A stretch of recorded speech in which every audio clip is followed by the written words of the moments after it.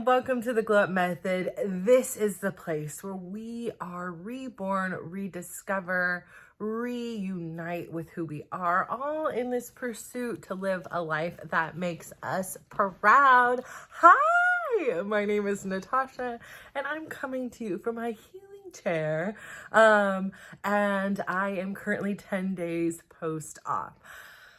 For those of you that know me, I have underwent a skin removal. A significant amount of skin, ended up being 5 to 6 pounds, almost just a little bit under 6 pounds of skin was removed. In that process, this is my handy dandy ice pack. You can see my little setup here. In that process, the surgery was extremely, went well. Everything was to be expected, very little bleeding, nothing, nothing strange.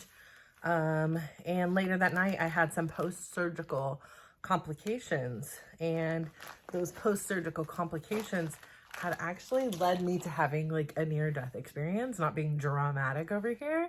Like as I've talked about it here a couple days ago, crazy experience. But of course, not only does that have a spiritual and an emotional toll on you, there is a significant impact on my physical now. My red blood cells in the trash, my hematocrit in the trash, hemoglobin very low. So now, not only am I trying to heal, and my body was already coming in at a very healthy and strong and spirited spot, which my doctor has accounted to me actually being here today with you. It has this additional job to do work when it isn't even like fully tanked up to do it. So, it gives me this perspective of, how before I never understood this saying about putting on your own face mask. And I really did feel like self-care was very selfish. And I understand, like, sitting here right now, that I was going into every single day already in a deficit, already feeling sluggish, already not prepared for the tasks at hand. And now I got through. Like, my body is getting through, but I haven't in over 11 days slept for more than 2 to 3 hours straight. And even then I was nervous about the surgery, so I wasn't sleeping the full way through. So it's been a long time. And what do we need to heal? We need to get that good, deep REM sleep. But thanks to going to the bathroom and having to sleep on this is my chair, this is my office, this is everything. I'm not a back sleeper. When I sleep on my back, I snore, and then I wake up and my mouth is like a Sahara desert in here. But then I have to go to the restroom because I have lymph stuff, draining. I'm supposed to keep my hydration up, to keep my blood and my volumes up. It's like, constantly doing everything. I am eating red meat like it's going out of style to help with the iron. And I know there's other sources, but it's like every single meal. And I'm a eat red meat a couple times a month kind of girl, not a eat red meat every day, but I'm doing what my body needs and eating lots of green leafy stuff and beans and finding it and everything. I'm checking out, okay, what is this lettuce mix have it in? So really trying to, in addition to the 2 iron pills I have to take twice a day, and as a result, 1 stool softener a day. I'm taking Hubin twice a day. I'm taking these hydrator liquid IVs. I'm drinking a ton of water. Let's drink some water while we're thinking about it. See, I've got not 1, but 2 cups on demand. But so many times in life, there's things that are going on we don't see. I don't think about my red blood cell count until I have to. I don't think about the fact that it has this bigger impact on me. Not is it just affecting the red blood cell counts. It affects my stamina. I mean, it affects my ability. Like if we sit here and I take my heart rate and I'm just sitting here having a chat with you, before my resting heart rate was like 50. Now my resting heart rate has been like 76, 80. And I know that's on the more normal side, but it's not my normal. I'm feeling like my heart fluttering. I can't even go to the bathroom. It's at 120. Right here just alone, it's 86. Which is high for me. So it's like, I just put my bowl in the sink because I'm trying to get more movement and things like that. But because there's this underlying issue where I don't have a lot of red blood cells, but I'm getting more color each and every day. So I feel like I'm on the right track, but I'm exhausted. Like I literally ate a beautiful salad, and my daughter had made some stews. I had some of that. And then of course I tried this new ice cream because I was like, why not? I needed a nap, like a good old-fashioned nap. And so I sat here napping for I think a couple hours. I mean, it wasn't a very good nap. I got texts and calls and this and that in between, but I didn't tired, just very tired. And so the reminder of me telling you all about my exhaustion is we often don't know the effects of what we do.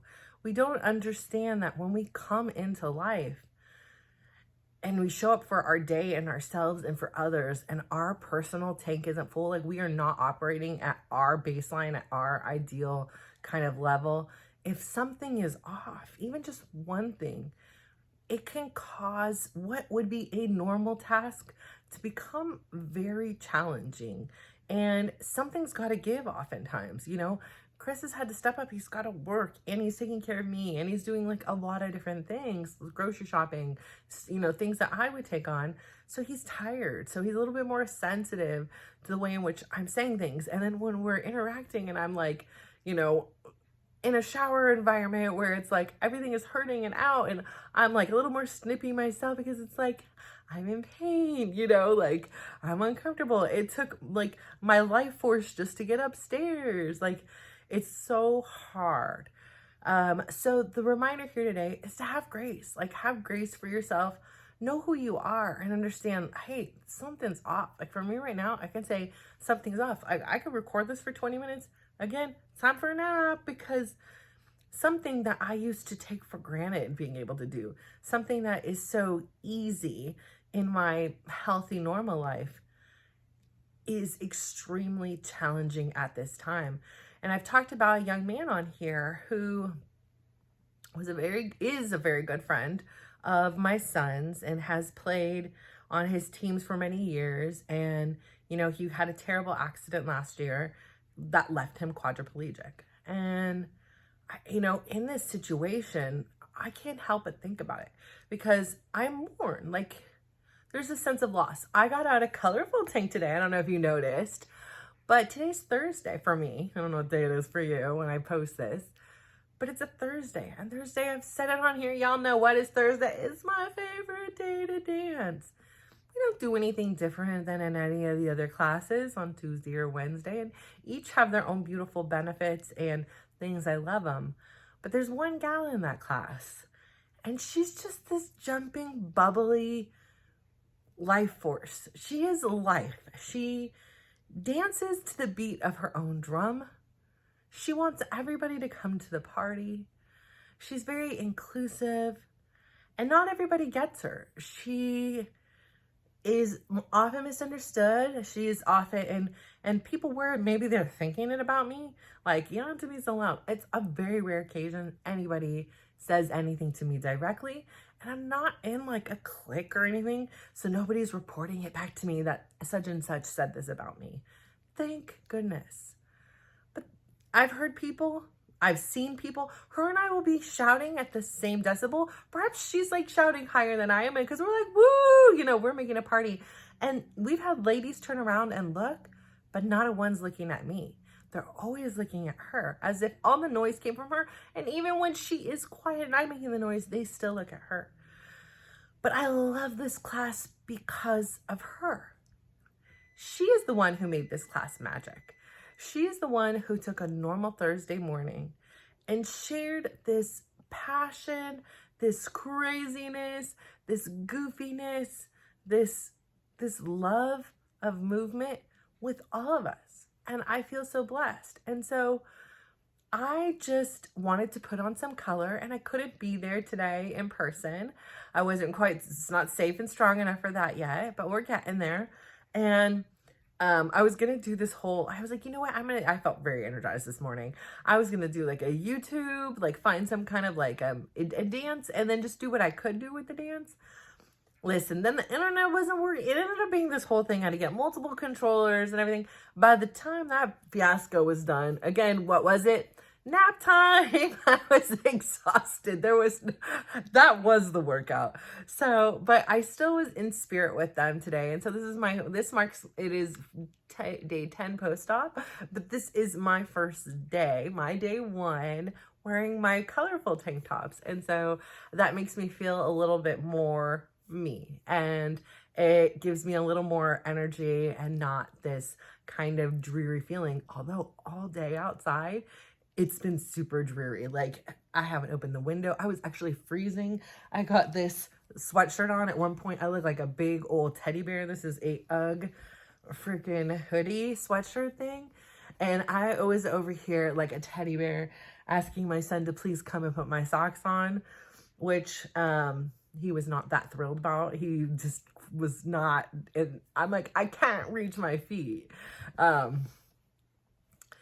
yeah, so it's been an adventure, and all I can say from all of it all is being stripped, being robbed, being, you know, distanced, even just for 10 or 11 days, from everything you love, from your independence, from your ability to move without thinking twice. It's been such a humbling experience, and I'm so more grateful for not only where I am today, because I understand that like this could be totally worse. This isn't like the worst it could get. That there are outcomes that are different than mine, and mine would be the dream. And so I understand that when I do get back, I have even more. Like, I'm already at like 10 steps ahead, and so grateful for that. Like, yes, I can't wait.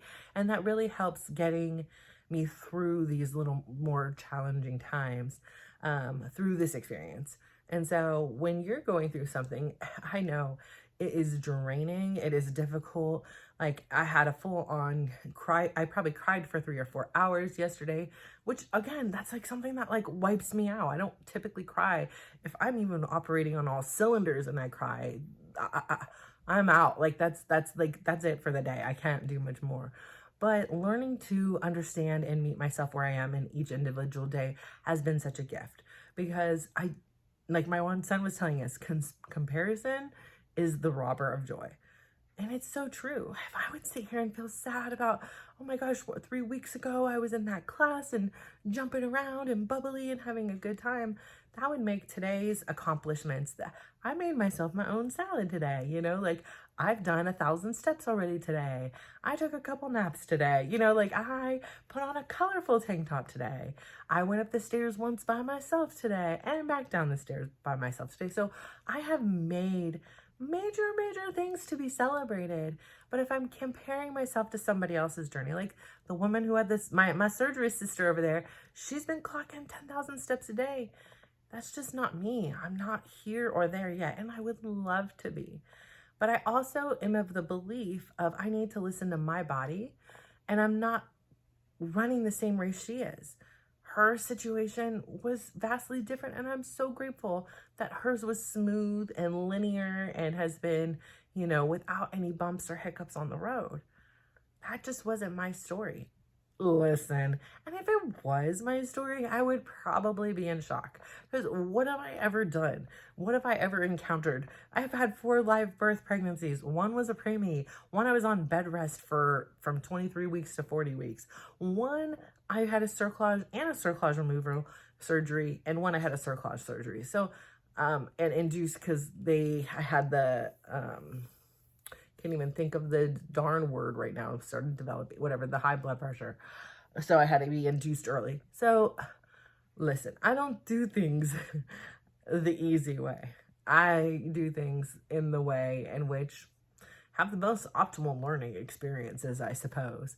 But I'm so grateful to be here, and I want you to be grateful for where you are, no matter where you are. Like, it would be so understandable, so accepted if I sat here and felt depressed and sad. Yeah, surgery is hard. This is a big rebirth. This is a big change to your body. It is a change emotionally. Like, you had a chunk of skin and you don't have it anymore, and you didn't want it in the first place, but it was a piece of you. And so, there's some psychological things. I haven't really looked at myself. I've kind of taken a photo here or there, but I've got binders and drains and tubes and all this stuff. And I and like the thought of it, like honestly gives me a stomach ache, and it makes my like incision like tingle like this in like a burning way whenever I think about it. Like, I just don't want to look. I don't want to know. I don't know why. Like I didn't like looking at my sons, their, their scars and things like that. I'm like, listen, I just don't, it's just something, I don't know what it is. I'm pretty tough and I just don't want to look at it. I just don't, it's like it makes it real when I look at it. And then sometimes I look at things and I'm like, oh, it's not as bad as I thought it was. It's just some things I'm like, I just don't want to. I don't want to. My kids will tell you, especially my youngest, he loved being like, look, look, look. And, you know, his was a pretty big scar in the knee and mine's, you know, past my hip bone, across my abdomen. And I, you know, how often am I going to see that? And how often is anybody else going to see that? Very rare. So, in a select few.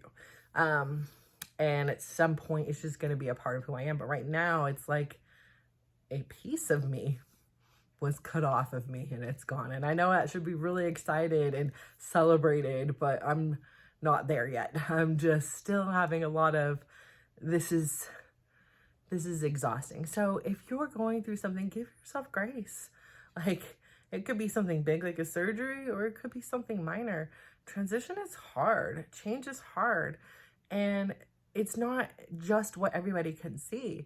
And that's the part that everybody kind of focuses on. It, you know, that I talk to is like most people, unless you've walked this journey, don't understand that there's so much more. And for me, this never was just about the physical. Not even the weight loss was never just because of the physical. It was this holistic form of healing.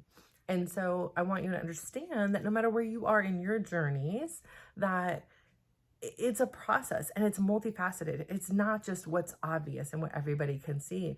And give yourself grace and space to work through those things and allow those emotions to come. When you want to have a day to cry, cry about it. You want to feel sad, you want to feel, you know, empowered. I felt really empowered afterwards. Later on that afternoon, I took myself out on the wheelchair. I went out, I put my feet in the grass to touch nature. I had the sun beating on me. I had meditation healing music on, and I sat in the driveway meditating and healing. Like, you can have so many different experiences all within one 24-hour period.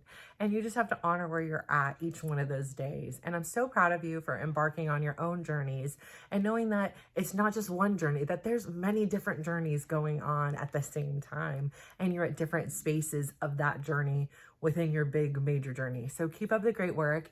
And as I always say, please go out there today. And number one, give yourself a big smile. Look at yourself in the mirror. It took me so long to actually look at myself in the mirror. I didn't want to see myself. And I'm kind of in that stage right now in the below the shoulder area.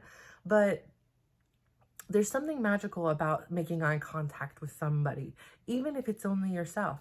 Make that eye contact. Give yourself that big smile. Give yourself a compliment. What can you compliment yourself on?